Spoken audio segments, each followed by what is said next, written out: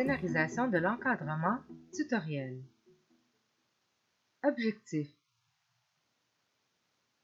découvrir l'outil de scénarisation afin de comprendre son fonctionnement et d'apprendre à utiliser ses principales fonctions.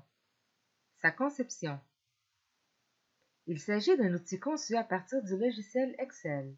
Il vous permet de scénariser vos activités d'encadrement en les situant sur une ligne du temps. Ses avantages: gratuit et simple, flexible et adaptable, requiert une faible connaissance d'Excel, est compatible avec les versions de Microsoft Office 2010 et 2016. Voici un modèle de scénarisation. Au centre, la ligne du temps. Vous pouvez y voir les dates. Et ici, l'option de planifier des moments synchrones ou asynchrones.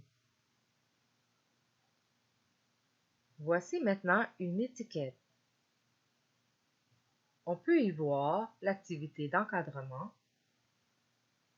la date et les outils de communication.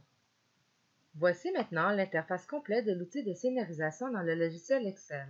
En bas, les onglets avec les 3 feuilles de travail. Ici, le calendrier personnel d'activité, votre ligne du temps, les filtres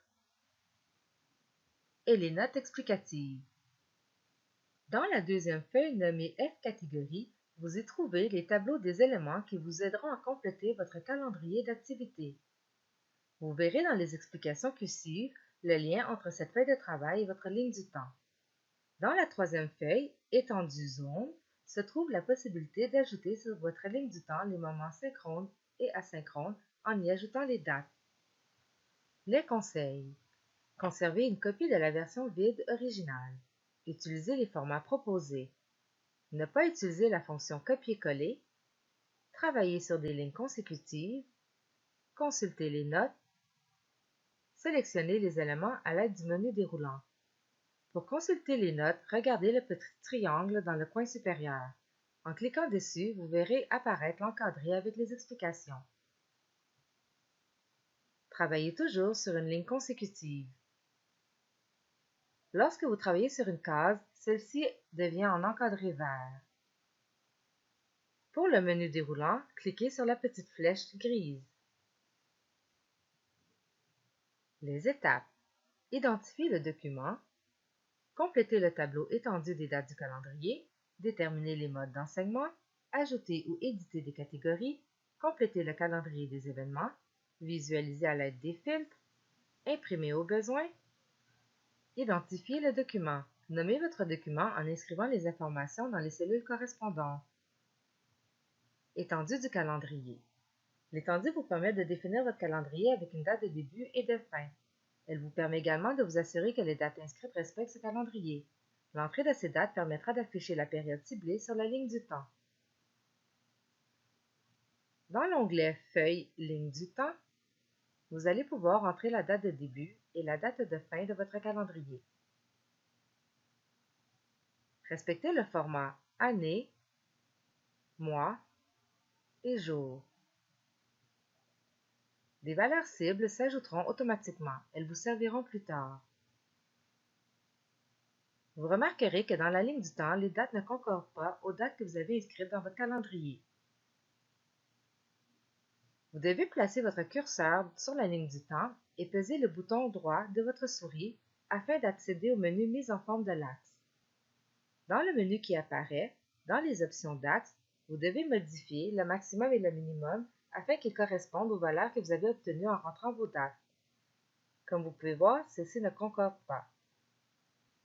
Maintenant que cela a été modifié et que les informations sont identiques, vous remarquerez que la ligne du temps est maintenant celle de votre calendrier.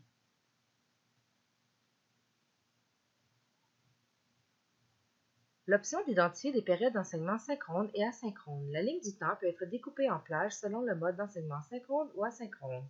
Dans la feuille F étendue zone, vous pouvez modifier les deux tableaux, synchrone et asynchrone. Sur la ligne du temps, ajoutant une période asynchrone ici. Dans la feuille étendue zone, allons dans le tableau asynchrone, la ligne consécutive, ajoutons nos dates. La colonne durée se calcule automatiquement. Allons maintenant vérifier. Notre date est bien apparue dans un moment asynchrone. 4. Ajouter ou éditer les catégories. Par défaut, des catégories ont été créées, cependant, vous pouvez les adapter selon vos besoins. Par exemple, ici, nous aimerions rajouter une bonne pratique. Allons dans la feuille F Catégories. Dans le tableau Bonne pratique, placez le curseur à la dernière ligne, celle qui est consécutive. Inscrivez votre bonne pratique. Inscrivez oui si vous voulez la retenir. Retournons dans la feuille Ligne du temps. Dans le menu déroulant se retrouve la bonne pratique que nous venons d'ajouter. 5. Compléter le calendrier des événements. Le calendrier des événements est la scénarisation de l'encadrement sur la ligne du temps. Voici les informations à compléter. Date, événement, catégorie, nature, outils de communication. Débutons avec les dates à entrer dans les cases année, mois et jour. Le format date apparaîtra automatiquement. Pour la colonne durée, vous devez inscrire la durée de votre activité, 1, 3, 10, 15, etc. La colonne événement correspond au tableau bonne pratique de la feuille F catégorie. La colonne catégorie correspond au tableau catégorie d'événements.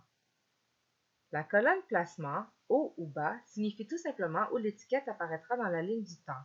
La colonne nature correspond à la nature des interventions. Les colonnes outils correspondent aux outils de communication.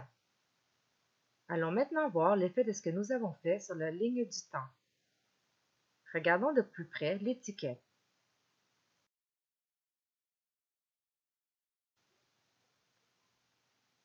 Voici la date de fin de la durée dans un encadré orange, la bonne pratique, l'étiquette se trouve bien dans le bas de l'axe VISIX et l'outil est surligné en vert. 6. Les filtres. Elle permet de masquer les éléments de la ligne du temps. Par exemple, cette ligne du temps chargée. Pour la filtrer, il suffit de cliquer les éléments à afficher et cela masquera les autres. Les éléments en gris est celui qui restera affiché. Vous pouvez donc voir que la ligne du temps est simplifiée. Pour le contraire, nous pouvons tout simplement retirer les filtres et la ligne du temps complet réapparaît. Imprimer. Il est possible d'imprimer la ligne du temps et le calendrier des activités. Placez le curseur dans la zone désirée et cliquez Imprimer. Dans l'aperçu, vous pouvez voir l'option Imprimer et la licence CC. Vous pouvez également copier votre tableau dans un document Word. Sélectionnez-le, ouvrez Word et allez dans les options de collage. Ensuite, vous pourrez modifier l'orientation et l'habillage de votre image. Voici l'aperçu d'impression du calendrier des événements. Enfin, cela conclut ce tutoriel. L'objectif de cette capsule était de vous faire découvrir les principales fonctions de cet outil. Si vous avez une bonne connaissance de logiciel Excel, vous pouvez vous amuser à modifier les paramètres.